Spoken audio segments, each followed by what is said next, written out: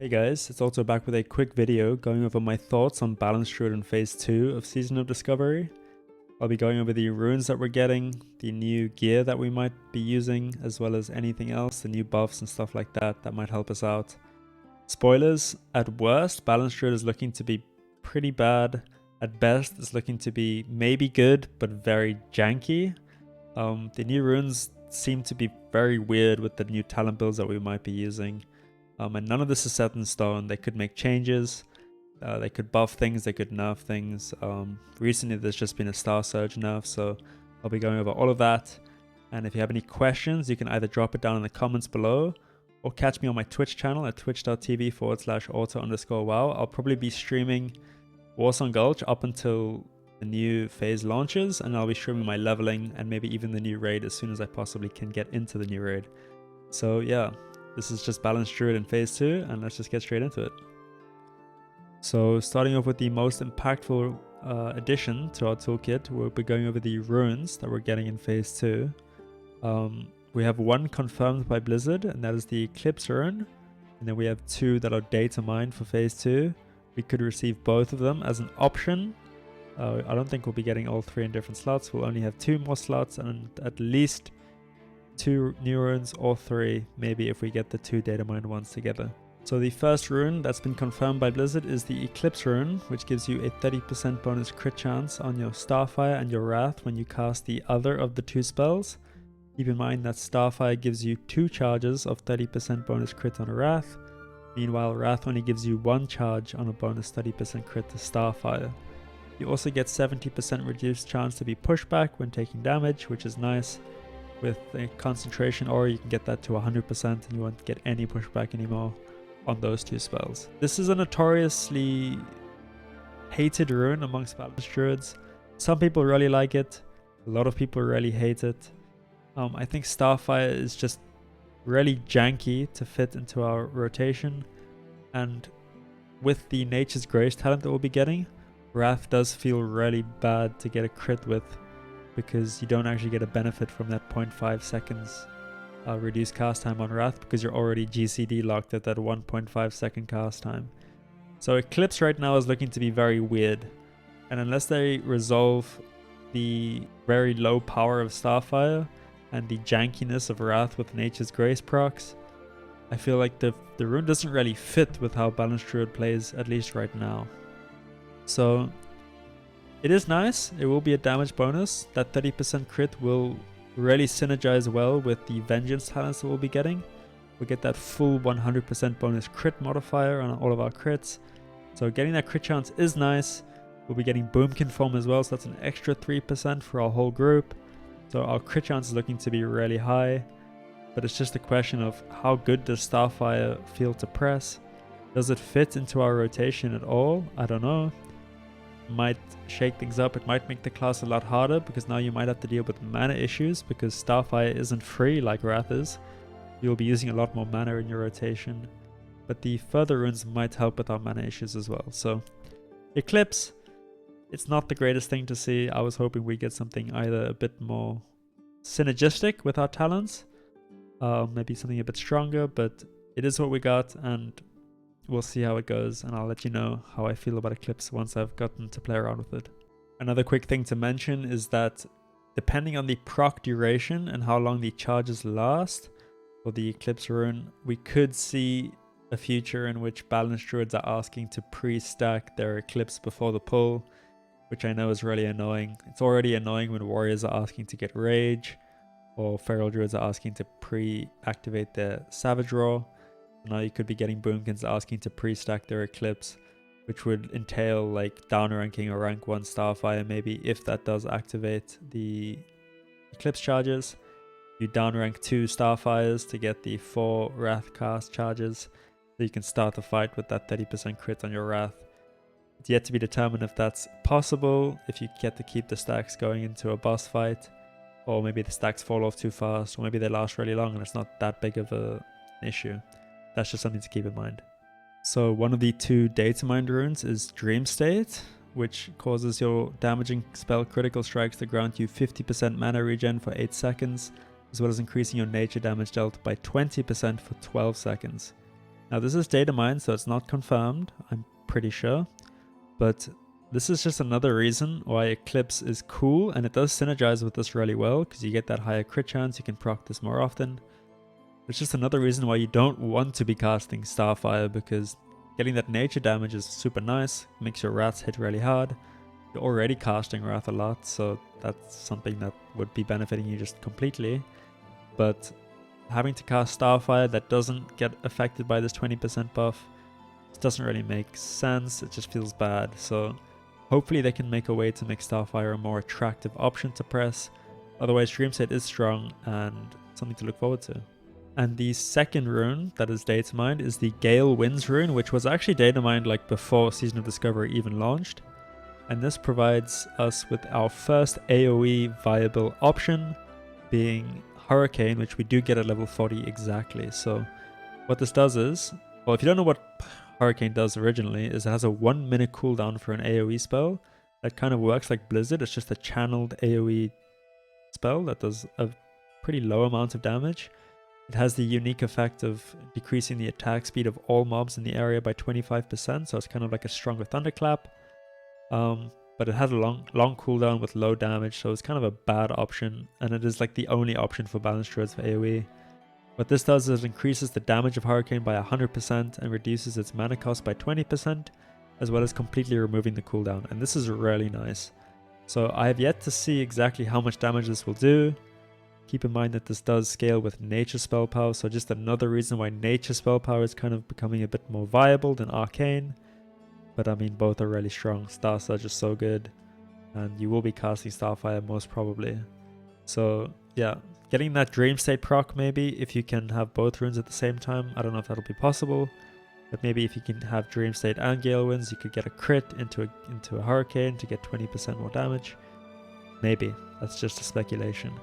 But yeah, this is helpful. This is our first AoE option, so it is welcome.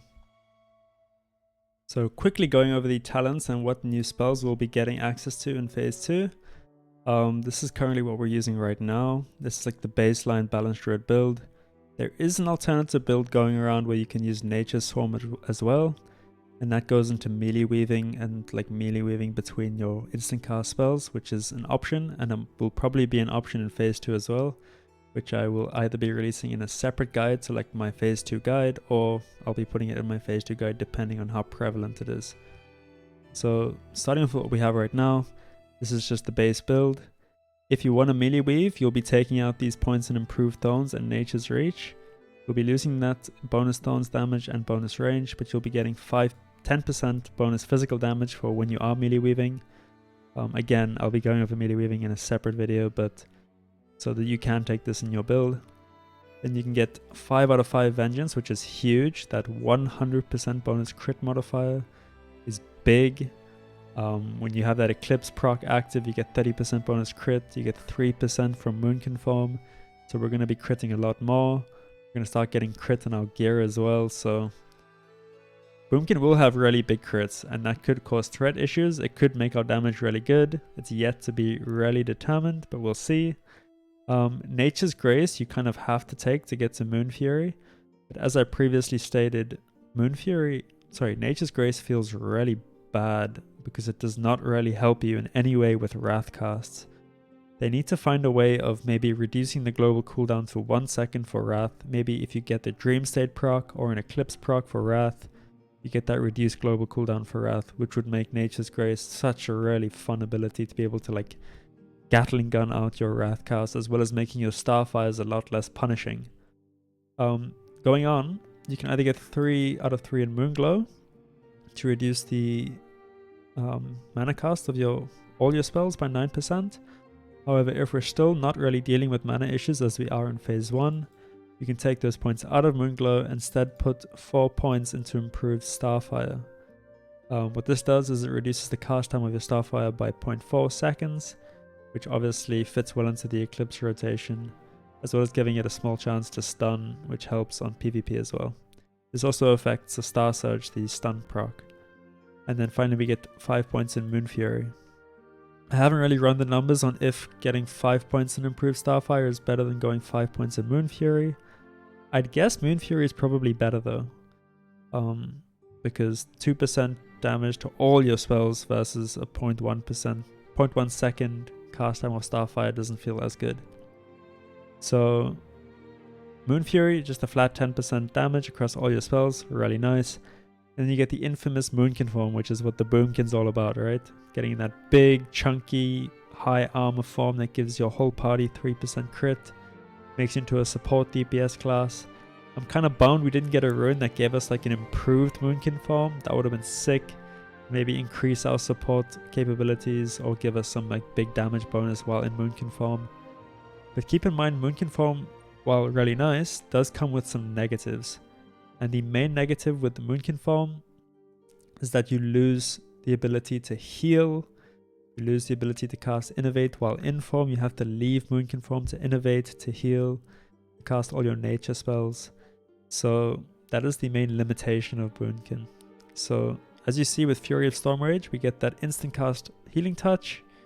Or maybe you want to be a bit of a Restokin spec, where you want to maybe cast Wild Growth. You cannot do that while in Moonkin form. So if you want to be a bit of a damage-based healer, you cannot take this as your capstone point. You'd probably do a different build. There is an alternative build where you take Insect Swarm. So let me just quickly do that now. You'd lose Nature's Grace, you'd lose all this stuff to gain Improved Mark of the Wild, get any of these talents, doesn't really matter, and you get Insect Swarm. And this is for the melee weaving build again, so you get more instant cast spells, so you can melee weave in between those. But that's just something more advanced for another video. So when it comes to gearing in Phase 2, it is too soon to make any full BIS lists or pre-BIS lists. So I'll quickly be going over the most impactful pieces that we'll be getting access to in Phase 2. These are things that are going to help Boomkin as well as cast the DPS in general. Starting off with the main hand, which is the Glimmering Gizmo Blade, which is a fast dagger which you can use with the Blood Moon offhand that you get from the Stranglethorn PvP event that is called the Enchanted Sanguine Grimoire.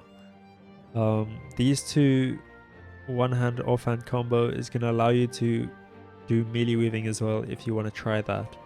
So that fast dagger gives you the opportunity to have a melee attack in between each global, which when you're using these instant spells gives you a little bit bonus damage to be able to just melee attack.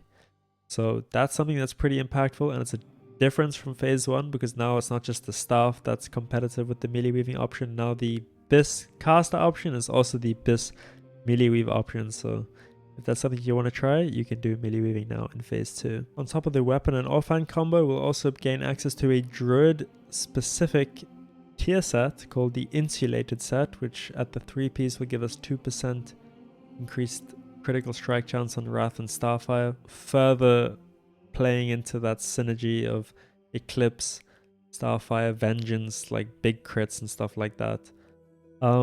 It's unknown if we're going to be using the full 3-piece set. I'll have to play around with it.